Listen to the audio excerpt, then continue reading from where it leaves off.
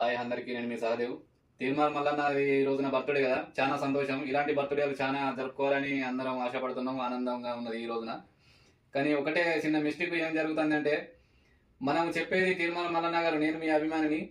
మనం చెప్పేది అన్ని మేలుకొలిపే మాటలు మాట్లాడుతూ ఉన్నాం. ఎవరిని కూడా ఒక చిన్న సమయం కూడా వేస్ట్ చేయదని రాజకీయ నేతల గురించి మనం ఒకప్పుడు సన్ని మాట్లాడుతూ ఉన్నాం. మనం పవర్లో లేనప్పుడు ఉన్న మాట ఈ రోజు లేదు మల్లన్న గారు.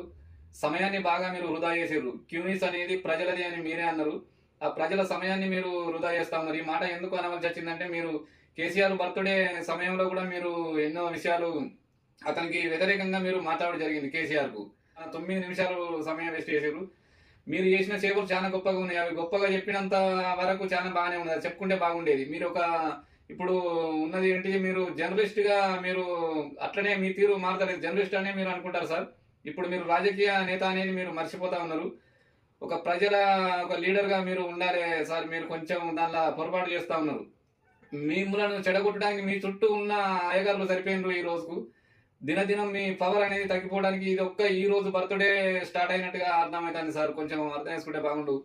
కేసీఆర్ ను మాత్రం మీరు మీ చుట్టూ ఉన్న నాయకులు, మీ కొడుకు, మీ బిడ్డ సరిపోతారు మిమ్మల్ని కథం చేయడానికి అని, మీరు రాజకీయంగా కథం చేయడానికి మీ నాయకులు చాలు అని మీరు ఎట్లయితే చెప్పిండ్రో, ఈ రోజు నీ బర్త్డే రోజు చూస్తే మాత్రం నీ చుట్టూ ఉన్న అయ్యగారులు, నీ చుట్టూ ఉన్న ధర సభ్యులు అన్నావు కదా సార్, వాళ్ళు సరిపోతారు సార్ మిమ్మల్ని డౌన్ చేయడానికి.